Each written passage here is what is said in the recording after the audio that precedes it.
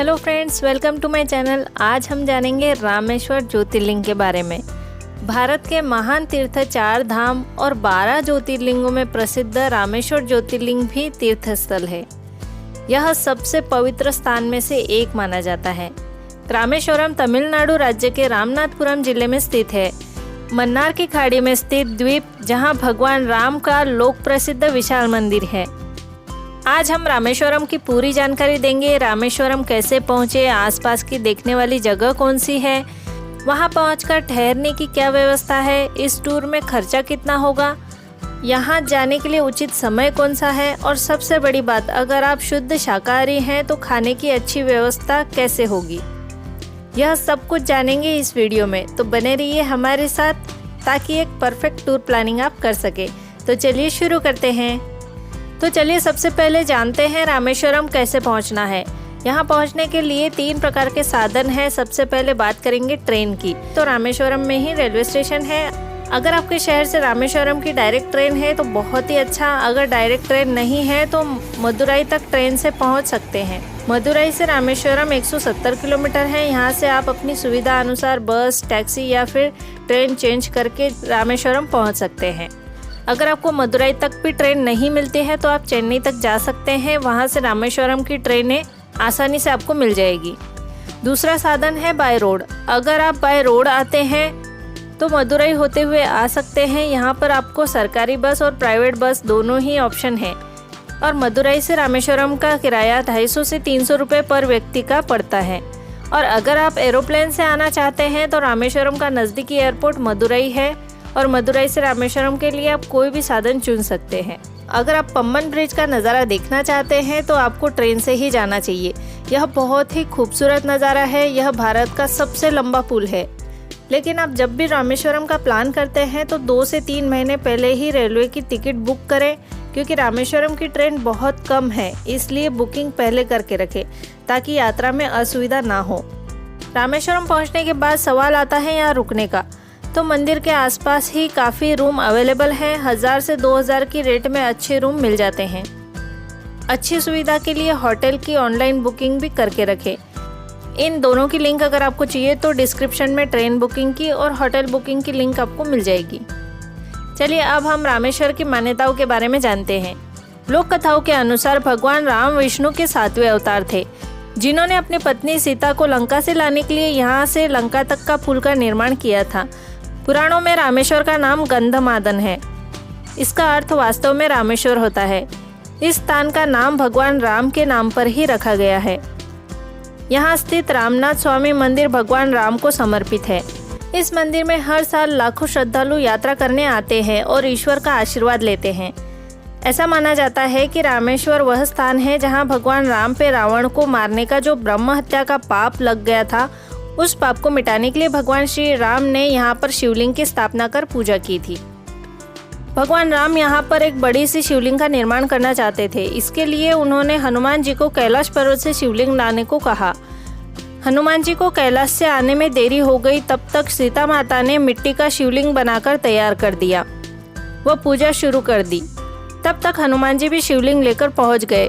इस कारण वहाँ पर 2 शिवलिंग रखे गए हैं। उत्तर भारत में काशी की जो मान्यता है वही दक्षिण में रामेश्वरम की है। यहाँ हिंद महासागर और बंगाल की खाड़ी से चारों ओर से घिरा हुआ एक सुंदर शंख आकार का द्वीप है। बहुत पहले यह द्वीप भारत की भूमि के साथ जुड़ा हुआ था, परंतु बाद में सागर की लहरों ने इस मिलाने वाली कड़ी को अलग कर दिया, जिससे वह चारों ओर से पानी से घिरकर टापू बन गया। यहाँ भगवान श्री राम ने लंका पर चढ़ाई करने से पूर्व पत्थरों से सेतु का निर्माण करवाया था, जिसके द्वारा वानर सेना लंका पहुंची और राम ने रावण पर विजय पाई। बाद में विभीषण के अनुरोध पर धनुषकोटि स्थान पर यह सेतु तोड़ दिया गया। आज भी इस सेतु के अवशेष समुद्र में दिखाई देते हैं। रामेश्वरम का मंदिर एक भव्य सुंदर अनेक प्रकार की चित्रकारी व बड़े बड़े गलियारों से सुशोभित है। रामेश्वरम में 64 तीर्थ और पवित्र जल के स्रोत हैं। इसमें से 24 को अत्यंत महत्वपूर्ण माना जाता है। माना जाता है कि यहाँ डुबकी लगाकर नहाने से सारे पाप धुल जाते हैं और मोक्ष का रास्ता मिल जाता है। रामेश्वरम और सेतु बहुत प्राचीन है, परंतु रामनाथ का यह मंदिर उतना पुराना नहीं है। दक्षिण के कुछ और मंदिर 1500 साल पहले ही बने हैं। जबकि रामनाथ को बने हुए कुल 800 सालों से भी कम हुए हैं। वह कुछ भाग तो 100-150 साल के अंदर ही बने हुए हैं। मंदिर में विशालाक्षी के गर्भगृह के निकट ही 9 ज्योतिर्लिंग हैं जो लंकापति विभीषण द्वारा स्थापित बताए जाते हैं। रामनाथ मंदिर में एक ताम्रपट है, उससे पता चलता है कि 1173 ईस्वी सन में लंका के राजा पराक्रम बाहु ने मूल लिंग वाले गर्भगृह का निर्माण करवाया था। रामेश्वर मंदिर द्वीप के पूर्वी तट पर स्थित है। इसके भवन बड़े विशाल है और ऊंची ऊंची दीवारों से घिरे हुए हैं। यह संपूर्ण मंदिर पूर्व से पश्चिम तक 1000 फुट और उत्तर से दक्षिण तक 650 फुट के क्षेत्र में फैला हुआ है। इसके मुख्य द्वार पर 100 फुट ऊंचा गोपुरम है। उत्तर, दक्षिण और पूर्व में इसके 3 गोपुरम हैं। अंतरतम प्रकोष्ठ में भगवान रामेश्वर विराजमान है, साथ ही विश्वनाथ स्वामी तथा उनकी शक्ति भी है। समीप ही गरुड़ स्तंभ है जो सोने के पन्नों से मढ़ा हुआ है। नंदी बहुत ही विशाल है, 12 फुट लंबा, 8 फुट चौड़ा और 9 फुट ऊंचा। पूर्व पश्चिम की ओर के दोनों समुद्र रत्नाकर तथा महोदधि कहलाते हैं। उनकी मूर्तियां भी हैं। यहाँ के खंभे अत्यंत विशाल हैं। बरामदे की चौड़ाई 17 फुट से 21 फुट तक है व लंबाई 1000 फुट है व इनकी ऊंचाई लगभग 30 फुट है। इसके आसपास और भी अनेक तीर्थ स्थान हैं जैसे माधव चक्र, अमृत शिव, सर्वकोटि इत्यादि। गीले कपड़ों में मिट्टी लपेटकर यात्रीगण इन सभी 24 तीर्थों में स्नान करते हैं। रामेश्वरम धाम की यात्रा क्रम कैसी करनी चाहिए? रामेश्वरम यात्रा का शास्त्रीय क्रम यह है कि पहले उपूर में जाकर गणेश जी के दर्शन करने चाहिए, जो रामनाथपुरम से 32 किलोमीटर उत्तर में है। यहाँ पर श्री राम द्वारा स्थापित विनायक का मंदिर है। उपूर के पश्चात देवीपतन जाना चाहिए। रामनाथ से यह 20 किलोमीटर है। श्री राम ने यहाँ पर नवग्रहों की स्थापना की थी। सेतुबंध यहीं से प्रारंभ होता है। यहाँ धर्म ने तप करके शिव वाहनत्व प्राप्त किया था। उनके द्वारा निर्मित पुष्पकरणी है। महर्षि गलाव की यह तपोभूमि है। धनुषकोटि रामनाथपुरम को पवन द्वीप भी कहते हैं।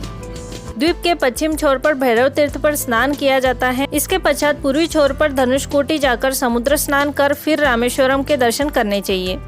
धनुषकोटि का नामकरण रामायण काल की एक घटना पर आधारित है।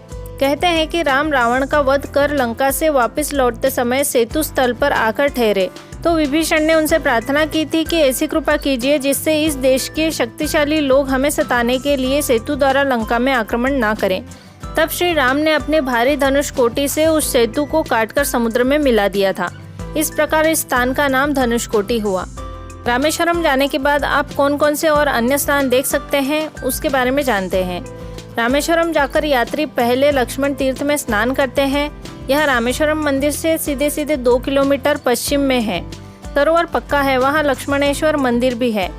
यहाँ शिव मुंडन तथा श्राद्ध भी होता है। यहाँ से लौटते समय सीता तीर्थ कुंड है, वहाँ श्री राम तथा पंचमुखी हनुमान की मूर्ति है। उससे कुछ आगे राम तीर्थ नामक बड़ा सरोवर है, वहाँ पानी खारा है, किनारे पर श्री राम का मंदिर है। रामेश्वरम जाने के लिए आप नवंबर से अप्रैल तक कभी भी यात्रा कर सकते हैं। अन्य समय में गर्मी बहुत ज़्यादा होती है, इस बात का ध्यान रखकर ही यात्रा करें। और बारिश के समय सभी स्थान आप देख नहीं पाएंगे, इसलिए नवंबर से अप्रैल तक का समय अच्छा है। चलिए फ्रेंड्स, अब बात करते हैं इस टूर में आपको कुल कितना खर्चा होगा। इस पूरे टूर में 6000 से 7000 का कुल खर्चा आएगा 2 व्यक्तियों के लिए। इसमें सिर्फ आपके रहने का, खाने पीने का खर्चा इंक्लूड है। अगर आपका बजट कम है तो मंदिर ट्रस्ट की तरफ से कम रेट में धर्मशालाएं भी मौजूद हैं और ट्रस्ट की ओर से सुबह का नाश्ता और दोपहर का खाना फ्री में दिया जाता है वहां के आने वाले भक्तों की सेवा के लिए, या फिर आप अपने हिसाब से वहां के खाने का आनंद ले सकते हैं। तो फ्रेंड्स, और कुछ क्वेरी हो तो आप हमें कमेंट में ज़रूर बताएं। और अगर आपको ये वीडियो अच्छा लगा तो वीडियो को लाइक करें, अपनों के साथ शेयर करें। और अगर आप हमारे और भी ऐसे वीडियो देखना चाहते हैं तो चैनल को सब्सक्राइब ज़रूर कर लें। हमने और भी ज्योतिर्लिंग पर वीडियो बनाए हैं, उन सभी की लिंक डिस्क्रिप्शन में दी हुई है। आप वहां जाकर वो सभी ज्योतिर्लिंग के वीडियो देख सकते हैं। और इस वीडियो को पूरा देखने के लिए, हमें सपोर्ट करने के लिए आप सभी का बहुत बहुत धन्यवाद। मिलते हैं फ्रेंड्स एक और नई ज्योतिर्लिंग की जानकारी के साथ अगले वीडियो में। ओम नमः शिवाय फ्रेंड्स।